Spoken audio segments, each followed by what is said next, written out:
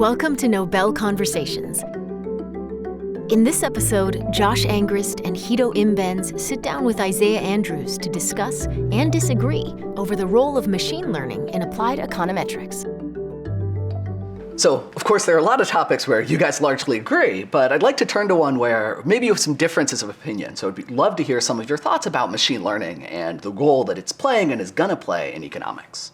I've looked at some data like this, the proprietary, so that there's no published paper there, but it was an experiment that was done on some search algorithm. And the question was, it was about ranking things and changing the ranking. And it was sort of clear that that there was going to be a lot of heterogeneity there. You know, if you look for say, a picture of Britney Spears, then it doesn't really matter where you rank it, because you're going to figure out what you're looking for, whether you put it in the first or second or third position of the ranking. But if you're looking for the best econometrics book, if you put your book first or your book 10th, that's going to make a big difference how often people are going to click on it. And so there you... Well, why do I need machine learning to discover that? It seems like I could discover it simply. So in general... There were lots of possible... You want to think about there being lots of characteristics of the items, and you want to understand what drives the heterogeneity in the effect. But you're just predicting, in some sense, you're solving a marketing problem. It's a causal effect. It's causal, but it has no scientific content. Think about. But there's similar things in medical settings. If you do an experiment, you may actually be very interested in whether the treatment works for some groups or not. And you have a lot of individual characteristics, and you want to systematically search. Yeah, I'm skeptical about that. That sort of idea that there's this personal causal effect that I should care about, and that machine learning can discover it in some way that's useful. So think about, I've done a lot of work on schools, going to, say, a charter school, a publicly funded private school, effectively, that's free to structure its own curriculum for context there. Some types of charter schools generate spectacular achievement gains. And in the data set that produces that result, I have a lot of covariates. So I have baseline scores, and I have family background, the education of the parents, the sex of the child, the race of the child. And, well, as soon as I put half a dozen of those together, I have a very high dimensional space. I'm definitely interested in sort of coarse features of that treatment effect, like whether it's better for people who come from lower income families. I have a hard time believing that there's an application, for the very high dimensional version of that, where I discover that for non-white children who have high family incomes, but baseline scores in the third quartile, and only went to public school in the third grade, but not the sixth grade. So that's what that high dimensional analysis produces. This very elaborate conditional statement. There's two things that are wrong with that in my view. First, I don't see it as, I just can't imagine why it's actionable. I don't know why you'd want to act on it. And I know also that there's some alternative model that fits almost as well, that flips everything, right? Because machine learning doesn't tell me that this is really the predictor that matters. It just tells me that this is a good predictor. And so, I think there is something different about the social science context. So I think the social science applications you're talking about are ones where I think there's not a huge amount of heterogeneity in the effects. And so... Well, there might be if you allow me to fill that space. No, not even then. I think for a lot of those interventions, you would expect that the effect is the same sign for everybody. Maybe. There may be small differences in the magnitude, but it's not. For a lot of these educational interventions, they're good for everybody. It's not that they're bad for some people and good for other people, and that is kind of very small pockets where they're bad. But there may be some variation in the magnitude, but you would need very, very big data sets to find those. And I agree that in those cases, they probably wouldn't be very actionable anyway. But I think there's a lot of other settings where there is much more heterogeneity.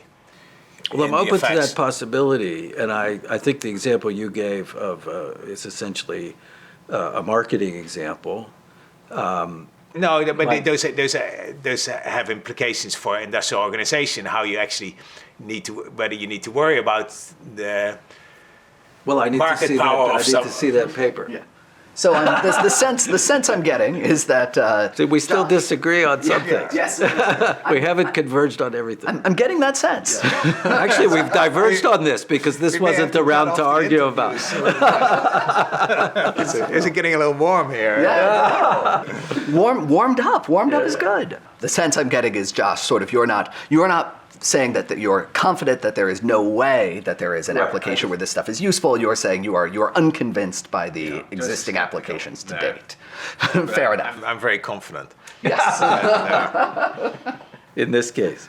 I think Josh does have a point that even in the prediction cases, where a lot of the machine learning methods really shine is where there's just a lot of heterogeneity. And you don't really care much about the details there, right? Yes. It doesn't have a policy angle or something. The kind of recognizing handwritten digits and stuff, it does much better there than building some complicated model. But in a lot of the social science, a lot of the economic applications, we actually know a huge amount about the relationship between these variables. A lot of the relationships are strictly monotone.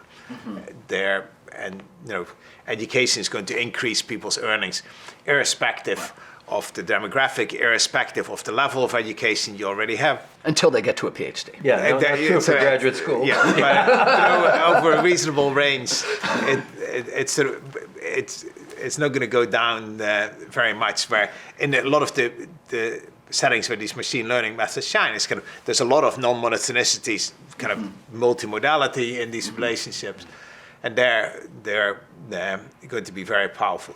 But I still stand by the claim that these methods just have a huge amount to offer for economists, and they're going to be a big part of the future. Feels like there's something interesting to be said about machine learning here. So Guido, I was wondering, could you give some more, maybe some examples of the sorts of examples you're thinking about with applications of ML at the moment? So one area is where instead of looking for average causal effects, we're looking for individualized estimates or predictions of causal effects. And there, the machine learning algorithms have been very effective. Traditionally, we would have done these things using kernel methods, and theoretically they work great, and there's sort of some arguments that formally you can't do any better, but in practice they don't work very well. And the random causal forest type things that Stefan Wager and Susan Athey have been working on are used very widely. They've been very effective kind of in these settings to actually get causal effects that are that vary by covariance. And this kind of, I think this is still just the beginning of these methods, but in many cases, these algorithms are very effective at searching over big spaces and finding the functions that fit very well in ways that we couldn't really do beforehand. I don't know of an example where machine learning has generated insights about a causal effect that I'm interested in. And I do know of examples where it's potentially very misleading. So I've done some work with Brigham Franzen using, for example, random forests to model covariate effects in an instrument of variables problem where you need to condition on covariates. And you don't particularly have strong feelings about the functional form for that, so maybe you should be open to flexible curve fitting, and that leads you down a path where there's a lot of nonlinearities in the model, and that's very dangerous with IV because any sort of excluded nonlinearity potentially generates a spurious causal effect, and Brigham and I showed that very powerfully, I think, in the case of two instruments that come from a paper of mine with Bill Evans, where if you replace a traditional two-stage least squares estimator with some kind of random forest, you get very precisely estimated nonsense estimates. And, I think that's a big caution. And in view of those findings, in an example I care about where the instruments are very simple and I believe that they're valid, I would be skeptical of that. So nonlinearity and IV don't mix very comfortably. No, so in some sense that's already a more complicated. Well, it's case. IV. Yeah, But then we work on that. Fair enough. As editor of Econometrics, a lot of these papers cross my desk, where the motivation is not clear, and in fact really lacking, and they're not Bickel type semi-parametric foundational papers, and so that's a big problem. And kind of a related problem is that we have this tradition in econometrics of being very focused on these formal asymptotic results. Kind of we have a lot of papers where people propose a method and then establish the asymptotic properties in a very kind of standardized way. Is that bad? Well, I think it's sort of closed the door for a lot of work that doesn't fit into that, where in the machine learning literature, a lot of things are more algorithmic. People had algorithms for coming up with predictions that turn out to actually work much better than, say, non-parametric kernel regression. And for the longest time, we were doing all the non-parametrics in econometrics, we were doing it using kernel regression. And that was great for proving theorems. You could get confidence intervals and consistency and asymptotic normality, and it was all great. But it wasn't very useful. And the things they did in machine learning are just way, way better. But it didn't have the properties. Well, that's not my beef with machine learning. No, that the theory is weak. I'm saying there, for the prediction part, it does much better. Yeah, it's a better curve-fitting tool. But it did so in a way that would not have made those papers initially easy to get into the econometrics journals, because it wasn't proving the type of things, when Bryman was doing his regression trees, that just didn't fit in. And I think he would have had a very hard time publishing these things in econometrics journals. And so I think we limited ourselves too much, and that left us, that closed things off for a lot of these machine learning methods that are actually very useful. I mean, I think in general, that literature, the computer scientists have brought a huge number of these algorithms, have proposed a huge number of these algorithms that are actually very useful and that are affecting the way we're going to be doing empirical work. But we've not fully internalized that, because we're still very focused on getting point estimates and getting standard errors and getting p-values in a way that we need to move beyond to fully harness the force, the benefits from the machine learning literature. On the one hand, I guess I very much take your point that sort of the traditional econometrics framework of sort of propose a method, prove a limit theorem under some asymptotic story, publish a paper, is constraining.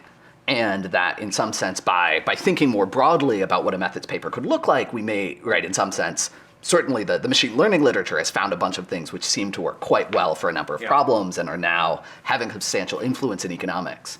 I guess a question I'm interested in is, how do you think about the role of theory, sort of, do you think there's no value in the theory part? No. Because I guess sort of a question that I often have, just sort of seeing the output from a machine learning tool, and actually a number of the methods that you talked about actually do have inferential results developed for them.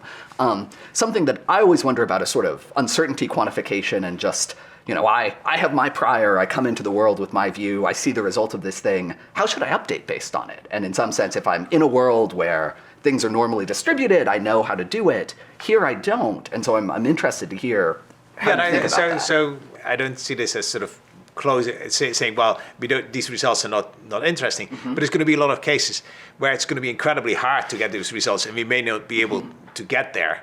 And we may need to do it in stages, where first someone says, hey, I have this interesting algorithm for doing something, and it works well by some criterion on this particular data set.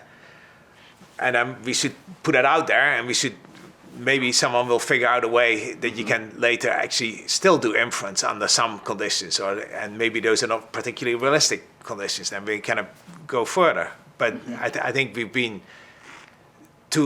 constraining things too much, where we said, this is the type of things that we need to do. And in some sense, that goes back to kind of the way Josh and I thought about things for the local average treatment effect. That wasn't quite the way people were thinking about these problems before.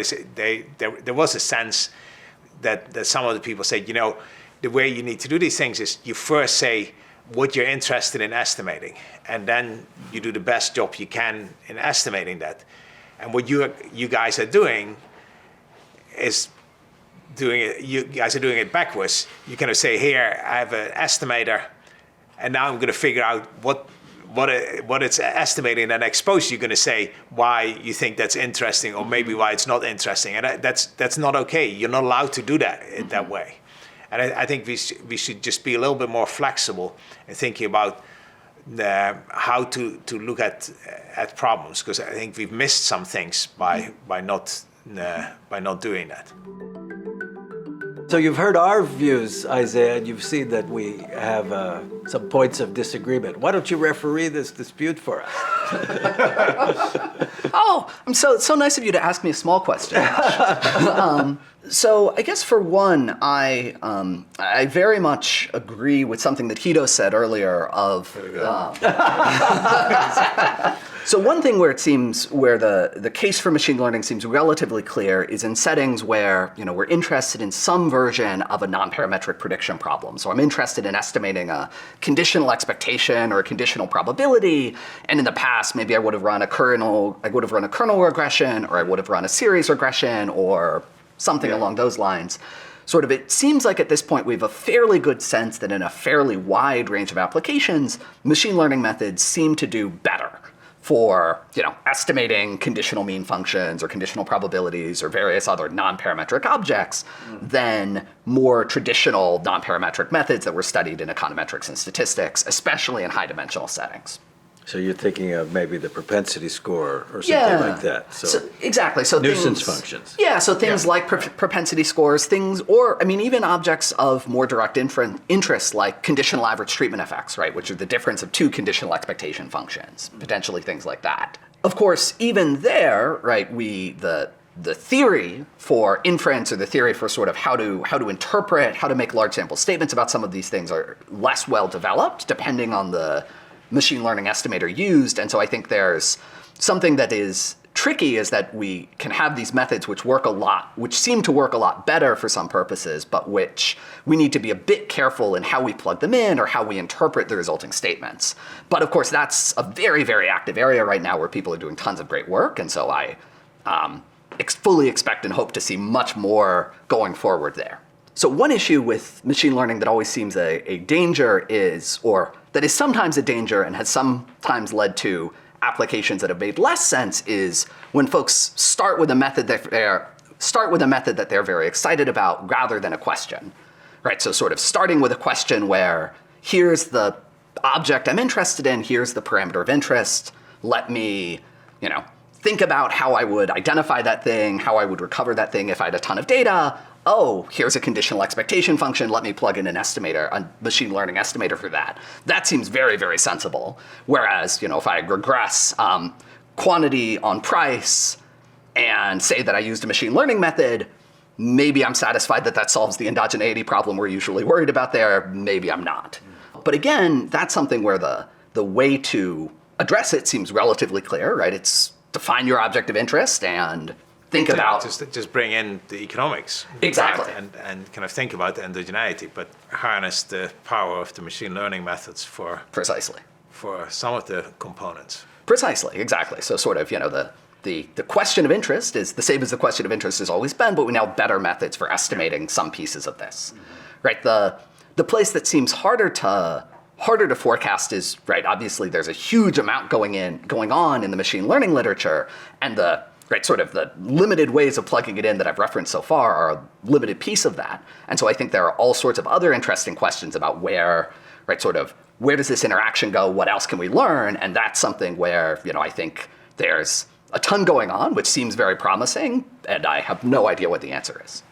No. So I totally agree with that. But it's, that makes it very exciting. And I think there's just a lot of work to be done there. All right, so Isaiah agrees with me there. I didn't say that per se.